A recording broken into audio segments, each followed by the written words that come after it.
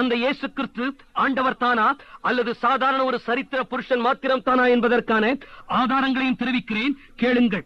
தேவன் மனிதனாக உலகத்தில் அவதரித்திருப்பார் என்றால் அவரிடத்தில் சில குணாதிசயங்கள் இருந்திருக்க வேண்டும்.